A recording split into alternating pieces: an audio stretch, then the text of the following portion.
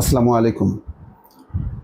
একটা প্রস্তাব, সেটা হচ্ছে তিন বাহিনীর প্রধান, তার মানে সেনাবাহিনী, নৌবাহিনী এবং বিমান বাহিনী, এই তিন বাহিনীর প্রধান এবং দুই গোয়েন্দা প্রধান নিয়োগের ক্ষমতা সরাসরি রাষ্ট্রপতির হাতে দেওয়ার প্রস্তাব ঐকমত্য কমিশনের।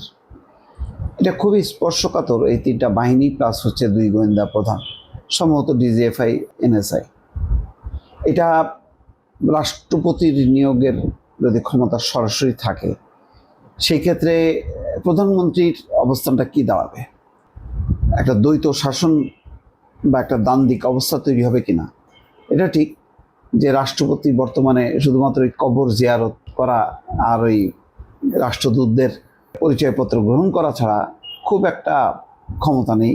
তো তার বিপরীতে আবার এত ক্ষমতা, সেটা আবার ভারসাম্যহীনতা তৈরি করবে কিনা, সেখানে প্রধানমন্ত্রীর ক্ষমতাটা আবার কমে যাবে কিনা এমনভাবে, এবং স্পর্শকাতর জায়গাগুলি প্রধানমন্ত্রীর নিয়োগ, তার যদি সম্পৃক্ততা না থাকে, পরিস্থিতি আবার খারাপ হবে কিনা। বাংলাদেশের এটা সত্য যে যেহেতু গণতান্ত্রিক চর্চার অভাব আছে, ফলে এখানে প্রত্যেকেই যার যার পাওয়ার এক্সারসাইজ করার চেষ্টা করে। তো সেটা করতে গেলে রাষ্ট্রপতির সঙ্গে প্রধানমন্ত্রীর দ্বন্দ্ব বাঁধে কিনা, ইতিমধ্যে কয়েকটা ঘটনা ঘটেছে।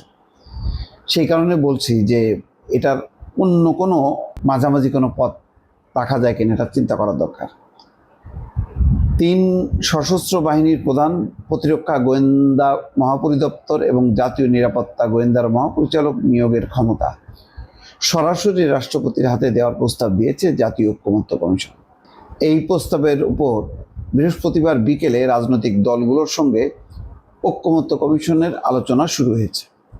এখানে বলা হচ্ছে যে রাষ্ট্রপতির ক্ষমতা এবং দায়িত্ব নিয়ে একটি ধারণাপত্র তারা দিয়েছে। বর্তমান সংবিধান অনুযায়ী শুধুমাত্র প্রধানমন্ত্রী এবং প্রধান বিচারপতির নিয়োগের বিষয়ে সিদ্ধান্ত নিতে পারে রাষ্ট্রপতি। প্রধান বিচারপতিও কি সরাসরি পারে নাকি পরামর্শক্রমে, আমি একটু কনফিউজ। তবে ঐকমত্য কমিশনের আরও কিছু নিয়োগে রাষ্ট্রপতির স্বাধীন ক্ষমতার বিষয়ে প্রস্তাব দেওয়া হয়েছে।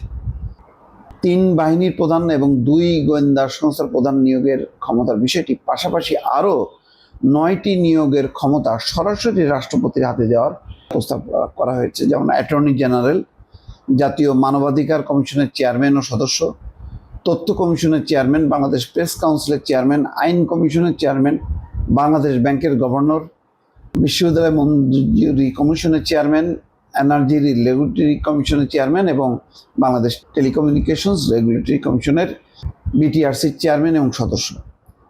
যাক, এগুলি নিয়ে কোনো সমস্যা না, কিন্তু আমার প্রথম একটা সংশয়, ধারণা যে তিন বাহিনীর প্রধান এবং দুই গোয়েন্দা প্রধানের নিয়োগের ক্ষমতা সরাসরি রাষ্ট্রপতির হাতে দেয়া একদিক দিয়ে ভালো, যদি চিন্তা করা যায় যে তখন একটা ভারসাম্য তৈরি হবে এবং তিন বাহিনী প্রধান আরও নিরপেক্ষভাবে থাকার একটা চেষ্টা করবে।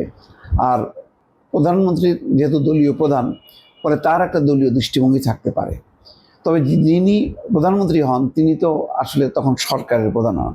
কিন্তু বাংলাদেশে সমস্যা হলো, যেমন গত 15 বছরের যদি আমরা কথা বলি, যে দলের প্রধান, সরকার প্রধান একাকার হয়ে গেছে।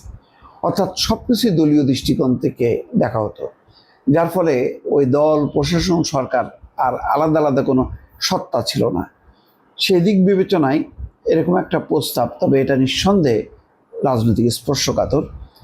প্রধান যারা রাজনৈতিক দল, যারা ক্ষমতায় আসবেন বলে চিন্তা করবেন, তারা হয়তো একটু ধাক্কা খাবেন। দর্শক, ভালো থাকবেন। আল্লাহ হাফেজ।